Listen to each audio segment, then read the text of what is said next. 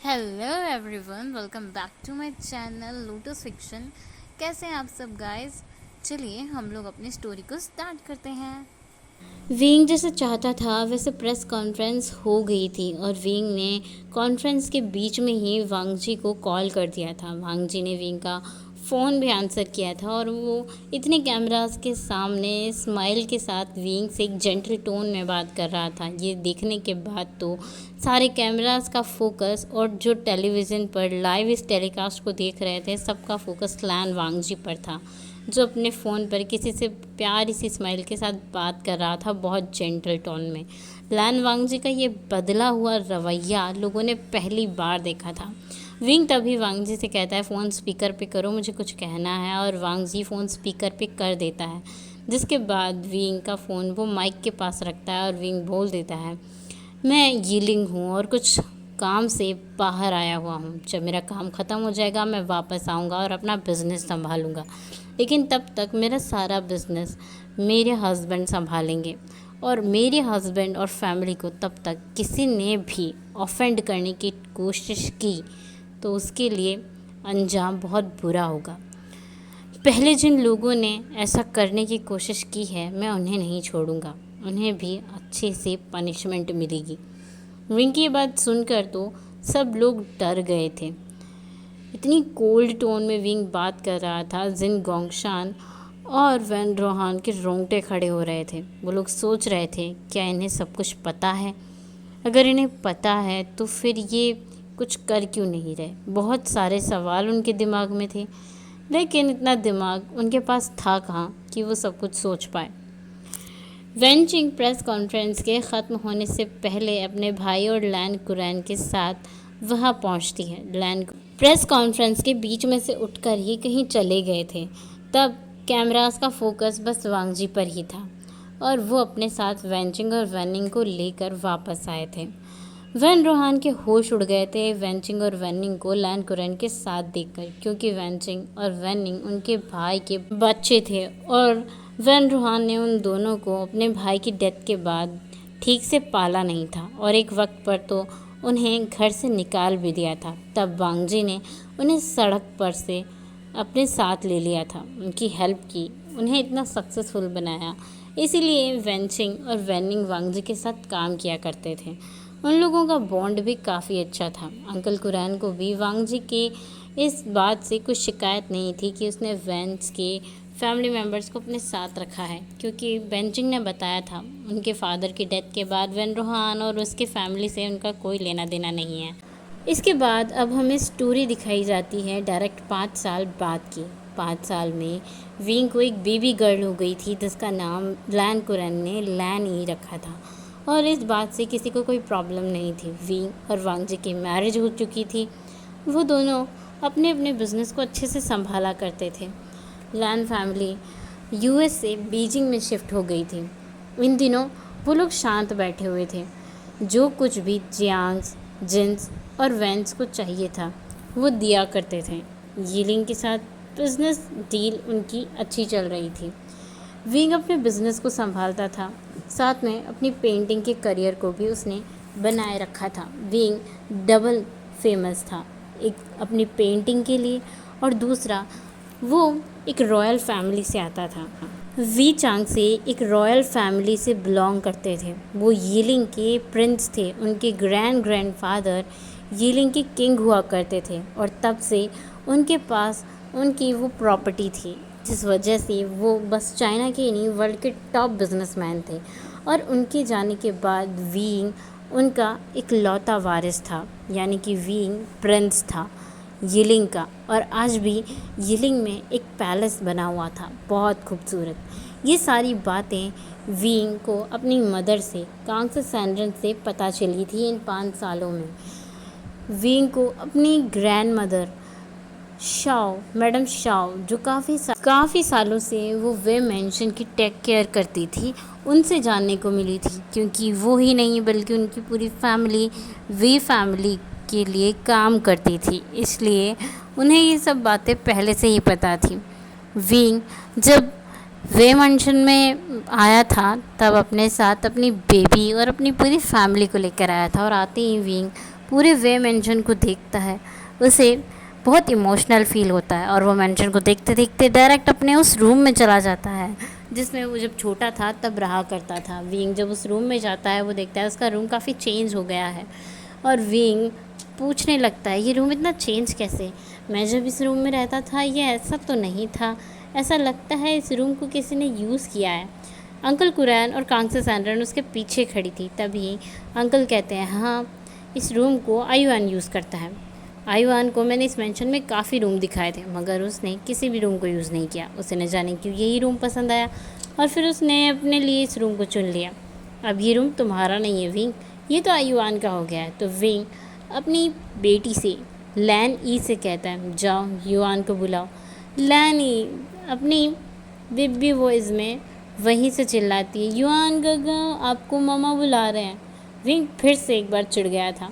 उसे अभी भी आदत नहीं थी मम्मा सुनने की, पर विंग अपना हेड शेक करता है और मुस्कुराता है। उसे पता था वो मम्मा ही सुनना पड़ेगा उसे। युआन जब आता है तो पूछता है मम्मा आप मेरे रूम में क्या कर रहे हो। तो विंग कहता है ये तुम्हारा रूम नहीं है मेरा रूम है, ये मेरा रूम है, मैं इसमें रहता था, इस रूम से मेरी बहुत सी यादें जुड़ी हैं। तुम्हें पता है जब मैंने पहली बार तुम्हारे डडा से लानझान से बातें की थी तब मैं इसी रूम में रहता था और इस रूम में मैं पहली बार उनसे बात किया था।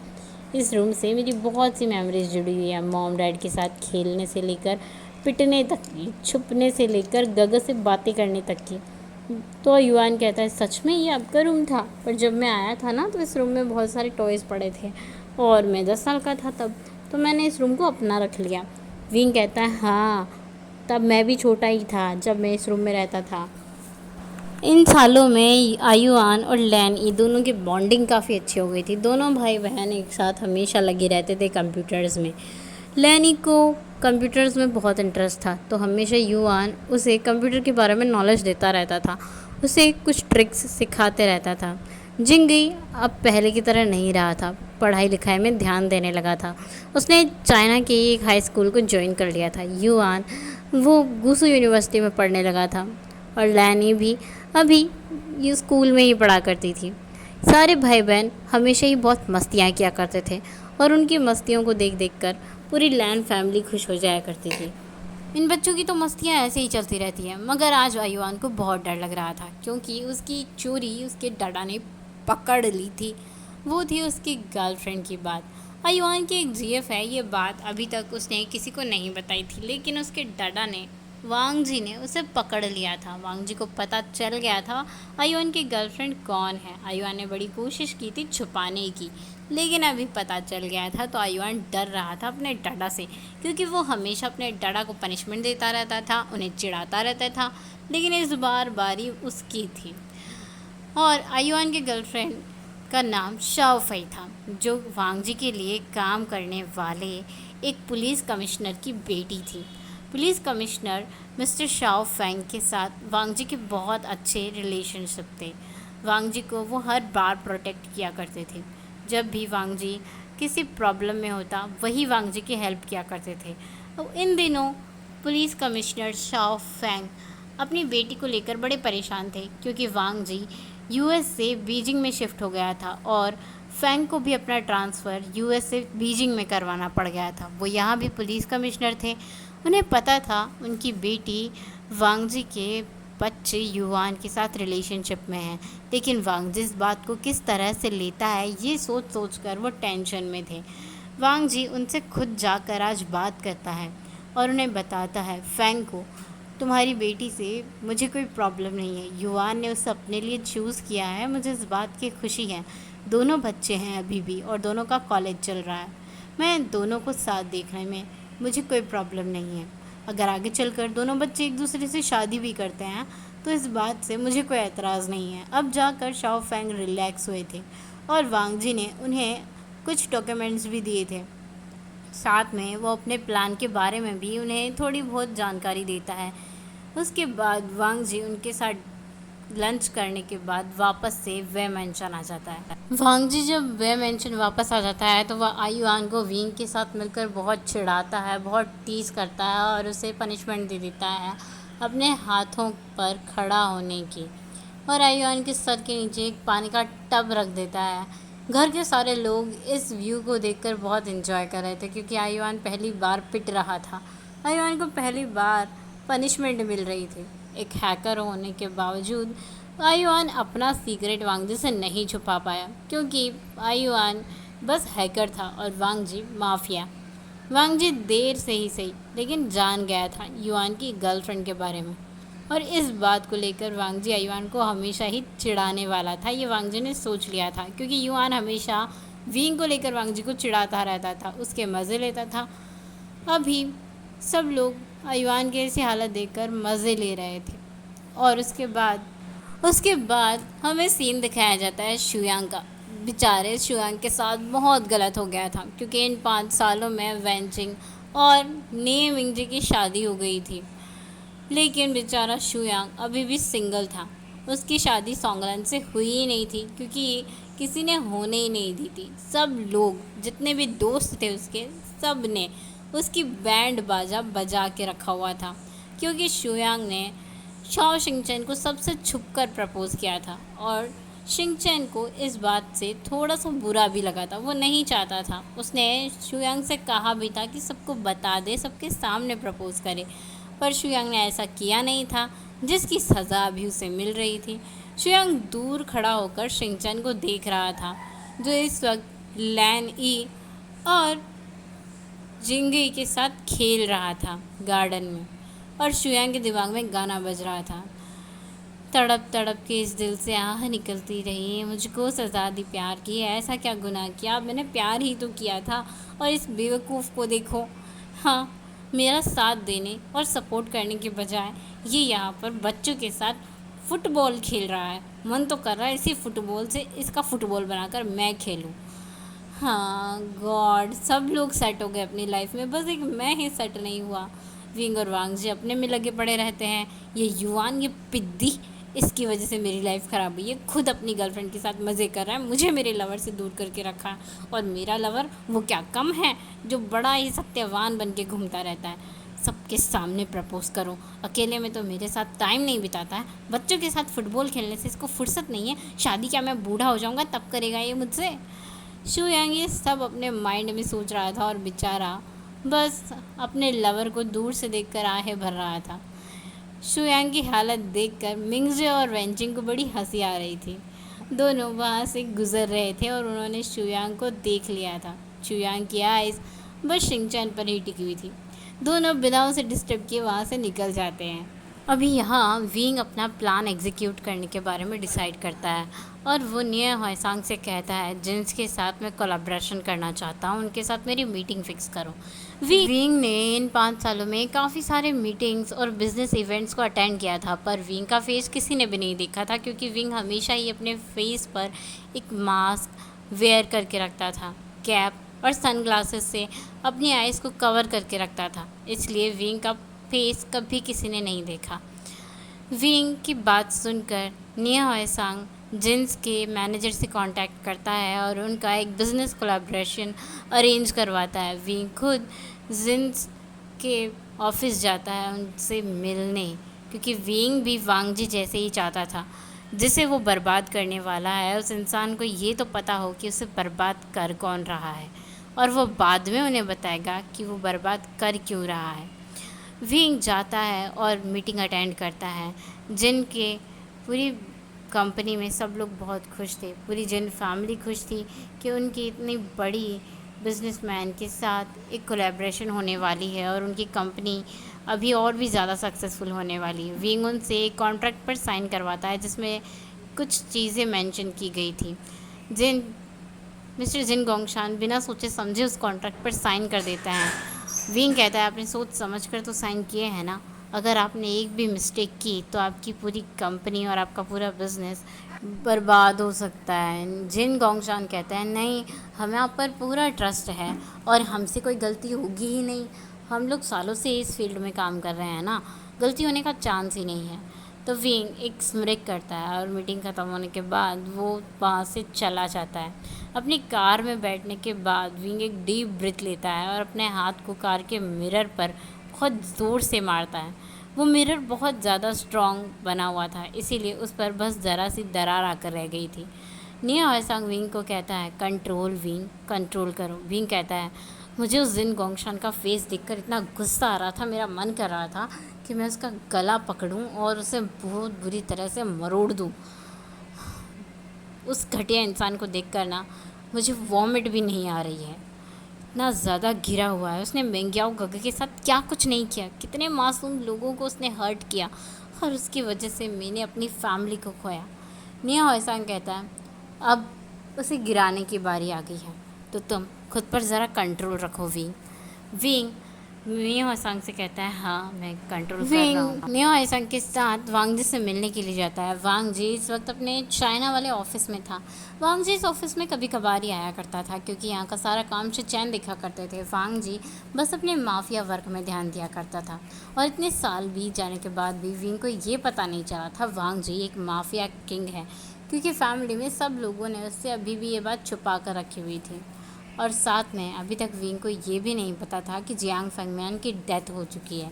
सो जब विंग को ये पता चलेगा तो विंग बहुत ज़्यादा गुस्सा करेगा। विंग जब ऑफिस आता है तो वो देखता है ऑफिस का माहौल फिर से बिल्कुल शांत है। ऑफिस में एक पिन ड्रॉप साइलेंस है और कोई भी इधर उधर नहीं बैठा है। विंग अपनी गर्दन ना में हिलाता है जैसे कि उसे पहले से ही अंदाज़ा हो कि ऑफिस का माहौल है। विंग सीधे वांग जी के ऑफिस में जाता है। बिना ऑफिस को नॉक किए ही विंग अंदर चला जाता है। पहले तो वांग जी शॉक्ड हुआ था, पर फिर वांग जी एक सेकंड में ही नॉर्मल हो गया क्योंकि उसे पता था इतनी हिम्मत बस उसी के वाइफ की है जो इस तरह से उसके ऑफिस के अंदर आ सके। विंग कहता है तुमने फिर से यहाँ कोई तमाशा किया। वांग जी कहता है मैंने कुछ भी नहीं किया, लोग मुझे देखकर ही ऐसे रिएक्ट करते हैं तो इसमें मैं क्या करूँ। जब मैं पहली बार इस ऑफिस में आया था तब मैंने इन लोगों को डांटा था क्योंकि ये इधर उधर बैठकर फालतू की गपशप कर रहे थे, हंसी मजाक कर रहे थे और मैं नहीं चाहता था कि ये लोग इस तरीके से अपना टाइम बर्बाद करें। बस ऑफिस में ऑफिस से रिलेटेड वर्क हो और बाकी का जो भी इनका हंसी मजाक करना है ये ऑफिस से बाहर करें। वैसे इनके काम में तो कोई गलतियाँ होती नहीं हैं क्योंकि गगा इस ऑफिस को हमेशा ही संभालते हैं। विंग कहता है तुम सच में बहुत ज़्यादा कोल्ड पर्सन हो। तो वांग जी कहता है मैं किसी को जानता हूँ जो मुझसे भी ज़्यादा कोल्ड है और ज़्यादा डेंजरस बन रहा है। विंग स्मृक करते हुए कहता है अच्छा वो कौन है। तो वांग जी विंग को खींचकर अपनी लैब में बिठा लेता है और उसे कहता है तुम हो वो मेरे यीलिंग।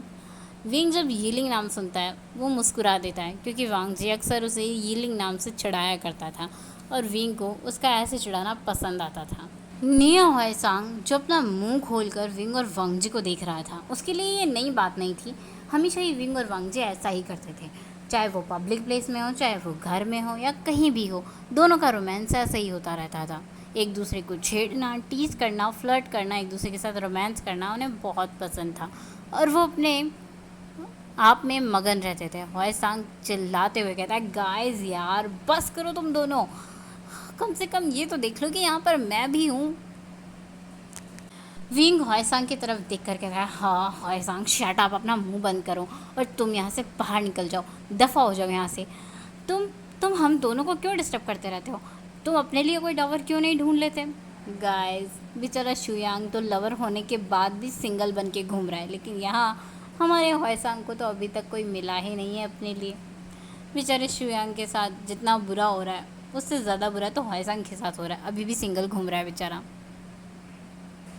सो गाइस मुझे आप लोगों को एक चीज़ बतानी थी। आज सुबह मैंने एक कमेंट पढ़ा था, किसी ने मुझसे रिक्वेस्ट किया था कि माय प्रोटेक्टर नाम से एक वांगशन एफएफ है, मैं उसे शेयर कर सकती हूँ क्या। गाइस मैंने इसे काफ़ी सर्च किया पर मुझे कहीं नहीं मिला था, तो मैंने दोबारा ही कमेंट के थ्रू उनसे बात करके उनसे पूछा तो उन्होंने बताया कि जिसने इस एफएफ को शेयर किया था उन्होंने 2 ही पार्ट शेयर किए और उनका चैनल शायद डिलीट हो गया है। तो मैंने जब पता किया गूगल से तो ये एक वॉटेप पर लिखा गया फ़ैन फिक्शन है जो वांगशन फ़ैन फिक्शन नहीं है, ये एक जहानी फ़ैन फिक्शन है। मुझे लगता है आप में से कुछ लोगों ने इसे पढ़ भी लिया होगा। मैं इस एफएफ को अपने चैनल पे एक्सप्लेन नहीं कर सकती हूँ क्योंकि ये वॉटेप और AO3 पर जो फ़ैन फिक्शंस होती हैं उन्हें एक्सप्लेन करने के लिए उनके राइटर्स से परमिशन लेनी पड़ती है। हाँ अगर आप में से कोई मुझे फ़ैन फिक्शन लिख कर देगा तो मैं उसे एक्सप्लेन कर सकती हूँ अपने चैनल पर। इसके लिए आप मुझे मेरे इंस्टाग्राम पर फॉलो कर सकते हैं, मेरा इंस्टा अकाउंट भी लोटस फिक्शन के नाम से है। Okay guys, good night. Hey guys, आज के लिए बस इतना ही। हम मिलेंगे नेक्स्ट पार्ट में। तब तक के लिए आपको वीडियो कैसा लगा प्लीज़ कमेंट करके ज़रूर बताना। Thank you for watching. Bye bye.